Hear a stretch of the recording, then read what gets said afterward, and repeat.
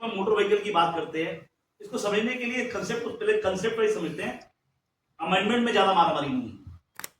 Let us presume section 10(1) agriculture income की बात करता है। मान लीजिए सेक्शन 10(1) नहीं होता,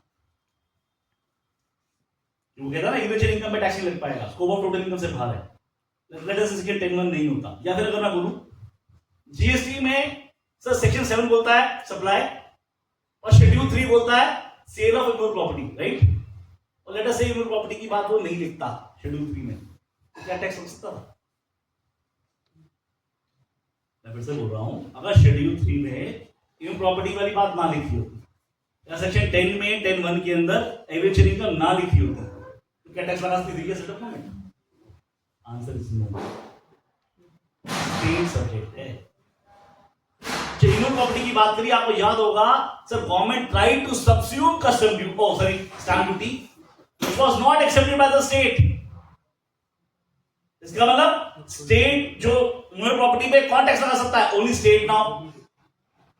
तो कई बार आप चीजें डालते हो abundant cautela, this is what doctrine of abundant cautela sir, in a cautious way.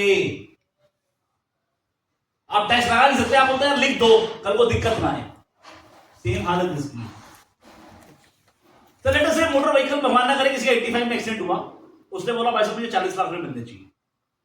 Case लड़ा उसने, गवर्नमेंट उसने इंश्योरेंस कंपनी देना मना कर दिया।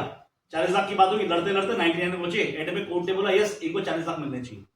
मेरा क्वेश्चन ये है, क्या 40 लाख 85 के और 89 के बराबर है? Answer is no. जब 85 और 89 के बराबर नहीं है तो बराबर करने के लिए क्या होगा? आपको इंटरेस्ट प्रोवाइड करना पड़ेगा। वो जो इंटरेस्ट मिल रहा है वो क्या है? It is compensatory nature. If something was compensatory nature, it will take the color of compensation itself. तो जो टैक्सेबिलिटी उसकी होगी वही टैक्सेबिलिटी इंटरेस्ट की होगी। Are you with me? Yes or no? Yes. ये इंटरेस्ट वो नहीं है कि आपको कंपनसेशन अलाउ हो गया था तो नहीं दिया। लेट अस से कंपनसेशन फिक्स हो गया 2 करोड़ रुपए, उसको पेमेंट करने के लिए टाइम लग गया, वो इंटरेस्ट टैक्सेबल है। पर जो चीज कंपनसेट करने के लिए जो टाइमिंग डिफरेंस है उसको करना है तो किसका है? वो कंपनसेशन का ही पार्ट है। तो जब आपको भगवान के इसमें चोट लगी है, अगर वो वाला कंपनसेशन एग्जम्प्टेड है तो इंटरेस्ट भी एग्जम्प्टेड होगा। मैं क्यों आपको सर ये समझ में आया? तो सर आपको सर इम्यूर प्रॉपर्टी से जब आपकी एग्रीकल्चर इनकम जो एग्रीकल्चर लैंड एक्वायर हो जाती है तो ये कंसेप्ट समझ में आएगा। मैं क्यों आपको सर सेक्शन 28 to 34 कंचानदा सचिव क्लियर सर?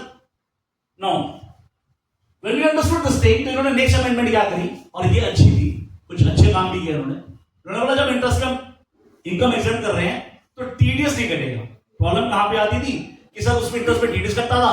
जब आप रिटर्न भरते थे तो रिटर्न बोलती थी भैया आपने कोई इनकम नहीं दिखाई इसलिए मैं टीडीएस का क्रेडिट नहीं दूंगा। तो अननेसेसरी आप अपील में जाते थे, अपील से आप वापसी आते थे। मैं क्यों आपको sir this is good thing.